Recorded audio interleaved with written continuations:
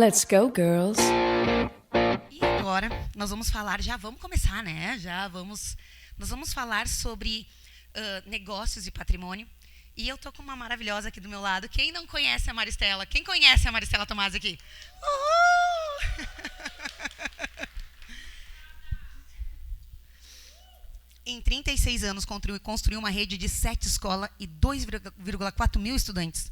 Com coragem, inovação, visão e liderança e propósito, a empreendedora mostra como multiplicar negócios e patrimônio. Maristela, que história, né? Então, já vou partir para a primeira pergunta. Tem um microfone. Cadê o microfone da Maristela aqui? Cadê o pessoal? Aqui. Isso. Maristela, você começou sua jornada empreendedora ainda muito jovem. E, na verdade, menor de idade. Optando por vender o seu único terreno para comprar a sua primeira escola. Quais foram os principais medos que enfrentou ao tomar essa decisão tão ousada? O que lhe deu coragem para seguir em frente? Nossa, ela já começou com uma pergunta. Gente, boa noite. Antes de mais nada, muito obrigada por estar aqui. Um privilégio compartilhar um pouquinho da história e da trajetória com vocês. E a Miriane não podia ser diferente. Ela já começa com aquelas perguntas que vai direto para o coração. Assim. Realmente, eu comecei muito jovem, aos 17 anos, precisando me emancipar para abrir a minha primeira escola de educação infantil,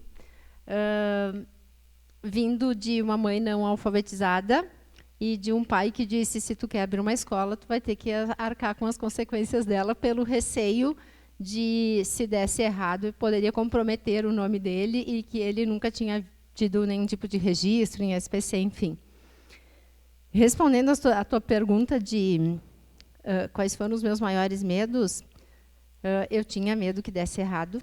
Eu tinha 17 anos, gente, imaginem, há 37 anos atrás. E justamente esse era o receio do meu pai.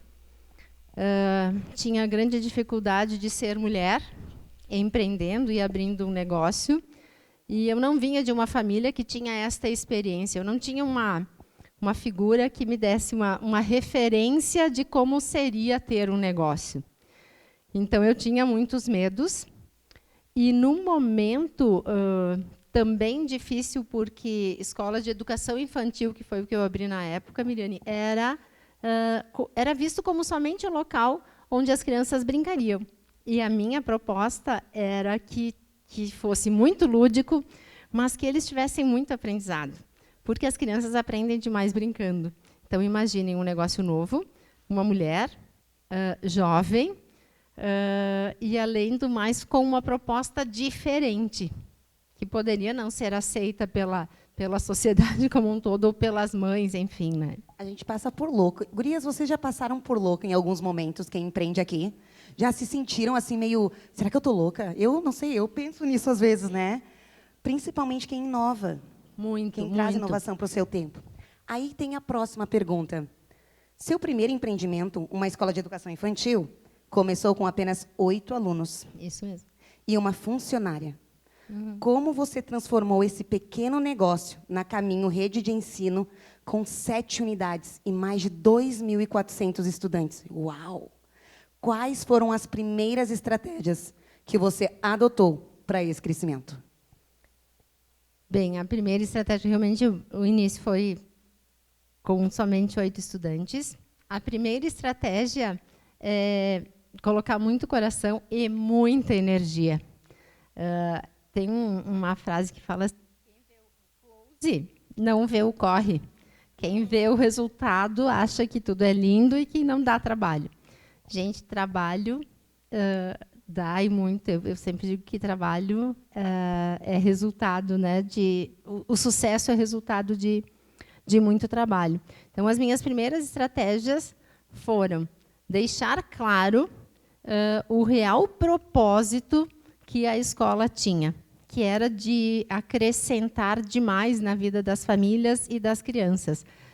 E aí eu peguei o telefone e eu liguei para todas as pessoas que eu conhecia. Todas.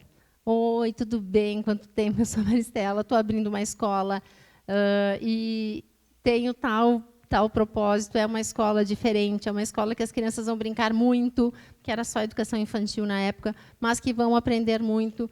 Então, se eu puder deixar uma dica para quem for iniciar o seu negócio, é ter um real propósito, uma intencionalidade muito firme e muita perseverança e muita dedicação. Claro que a gente precisa de um planejamento. Hoje eu consigo dar nome às estratégias. Eu não tinha, na época, um planejamento estratégico. Eu fui aprendendo estas ferramentas, porque o magistério não tinha me ensinado a fazer isso. E eu terminei o estágio e já iniciei com a escola. Então, o que eu fiz foi contar com pessoas sérias e comprometidas. A gente precisa ter uma equipe para nos dar suporte e pessoas que realmente compartilhem das coisas que a gente acredita, que vistam a camisa com a gente, como a gente costuma dizer. Mas, acima de tudo, muita transparência com as famílias. Tanto é que hoje, nas nossas diretrizes estratégicas, ética e transparência é o primeiro dos valores. Inclusive, eu muitas vezes sou julgada ou fico com o título "Nossa, é um trator", porque o que eu tiver que dizer, né, Fer? Eu vou dizer para as pessoas, mesmo que, por vezes, elas fiquem chocadas. Mas eu penso que sermos transparentes hoje é um valor que tem ficado muito de lado. E desde o princípio, para mim, sempre foi uma estratégia. Então, a transparência com as famílias foi uma das formas, porque daí as mães, com certeza, vão concordar comigo. A gente percebe ou não percebe quem é autêntico com os nossos filhos? Percebe, né? Então, é essa transparência, e quem foi levando adiante, olha, eu gostei do que eu recebi, eu percebo que meu filho está feliz, foram as próprias mães. E eu costumo dizer que o boca a boca é o que realmente faz, porque ninguém diz, o meu filho está bem se ele não estiver. Então... E tu trouxe aqui sobre as atitudes, tu começou a ligar para muitas pessoas no início. Sim, sem para que vergonha. as pessoas, para que as pessoas soubessem e, na verdade, me ajudassem. Outra dica, gente, nessa caminhada toda: não tenham receio de pedir ajuda. Por vezes, nós queremos que as coisas aconteçam. Nós, mulheres, somos muito imediatistas e a gente quer que as coisas aconteçam assim, né? A gente faz, às vezes, isso com os filhos, com o marido, nós temos que ter a humildade de pedir ajuda. Gente, me ajudem, eu estou abrindo uma escola, é o início. Enfim, termos essa proatividade em buscar uma mão para andarmos, né? De mãos dadas, a gente vai mais longe. E pedir ajuda é o que eu fiz aqui com vocês, gurias. Esse evento é fruto de pedir ajuda para tantos multiplicadores. Você me ajuda nisso, você faz isso, você faz... E quando vê, soma. Admitir que a gente não sabe fazer tudo. Admitir que a gente erra. A gente pô, errei contigo. Me perdoa, me dá mais uma chance. Porque, às vezes, quando a gente comete um erro, a gente se esconde. Não, cara, errei, nem percebi que tinha errado. Vai de novo. Tenta de novo. É um negócio de vocês, é a nossa vida. E está aí o resultado, Maristela. Próxima pergunta. Ao longo da sua jornada, você provou ser uma mulher inteligente. Olha, até fiz uma voz bonita agora. Ela está fazendo um chamado para o evento dela, né? Mulheres Inteligentes. Conciliou seus estudos, maternidade, quem aqui se identifica, e gestão da escola. Muitas vezes com recursos limitados. Quem aqui mais se identifica? Quais foram os principais aprendizados que você adquiriu nesse período de superação? E como eles impactaram a sua visão como empreendedora?